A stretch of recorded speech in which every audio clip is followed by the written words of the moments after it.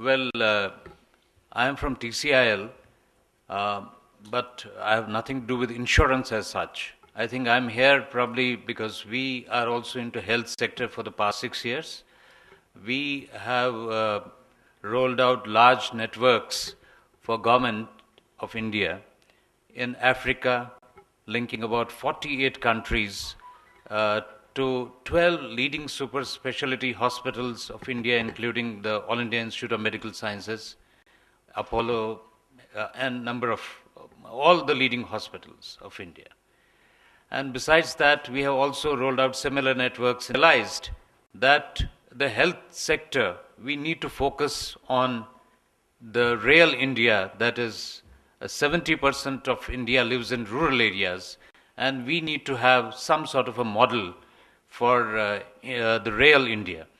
And here, that's how we evolved some models which are in the public-private partnership, and some of the models are working in some of the states on pilot basis, wherein the local people, local you can say the villager from each of these villages would be playing a major role in ensuring a proper health service. As we are all aware, 70% of India lives in villages.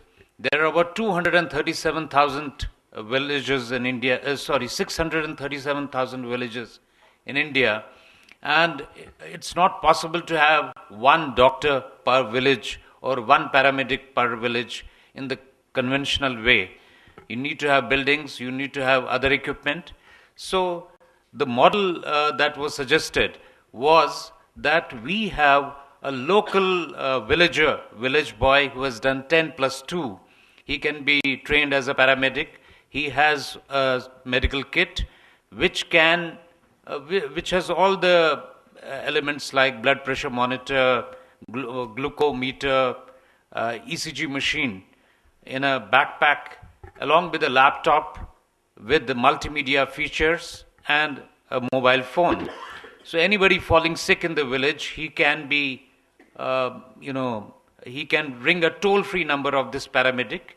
And since he's from the same village, everybody knows him. And from there he goes to the villager who's sick. He establishes a link with the main city call center, which is manned round the clock by doctors. And the doctor can actually see the patient, advise the paramedic how to go about treating him, or perform some tests. And since he has got all these instruments, they are DICOM compatible, and hence the doctor would be able to see the images directly on his screen. Now, if the doctor feels that the patient needs some extra investigation and he is not sure whether the line of treatment he has in mind should be the same, so he can take a specialist also on the line, and the specialist can see the patient. And in case they feel the patient cannot be treated remotely, they know the GPS location of the patient by virtue of the GPS of the paramedic phone, and they can send an ambulance. That is how a semblance of proper medical service can be provided to the villagers in India, to 70% of the population in India. Now, coming to the insurance sector, I really sympathize with Mr. Nayak. I mean, there are a lot of experiences I have, not as an insurer, but definitely as a corporate entity. I mean, we have also gone in for insurance for our employees, and we know what the challenges are. Like, if you do an insurance as a corporate entity, then the treatment in the hospital, I mean, the first question you are asked when you go to any private hospital, do you have insurance or not? So I tried to be smart this time when I had to sort of register my daughter-in-law for her delivery. I said, no, please tell me both. That guy said, no, if you are insured, first you tell me whether you are insured or you're not. that's the way the hospitals treat it. I agree with Mr. Nayak. There are a lot of issues in that. Maybe it's not the right forum to discuss those issues in public, but he has certainly highlighted many issues because, there are some private hospitals. I might be stepping on some toes as well, but there are some people who really misuse the system, and the insurance companies do feel the heat in many cases. But it's the other way around also, that many times the consumers are at the receiving end of the insurance companies as well. When they are told that, yeah, for this you don't get this money, you don't get this money, but the gentleman has already spent a lot of money. Anyway, there could be a debate on these issues, but broadly, yes, this is a dicey thing. But as I mentioned, while we were doing this Pan-African e-network project, we got to have interaction with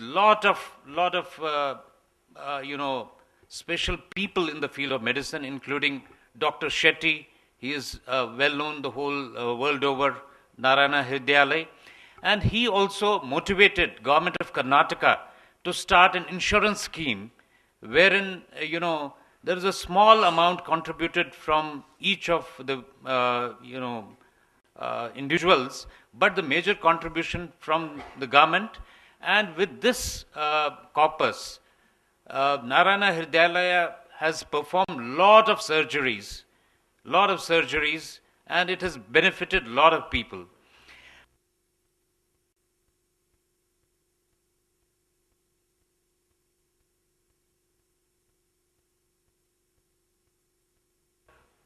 Proper water supply in many cases, not all, but then all of them don't fall sick the way we fall sick in the urban areas due to some constraints within the cities. So once they broad base their insurance, system, I am sure they also would find it quite viable. That's all. Thank you very much.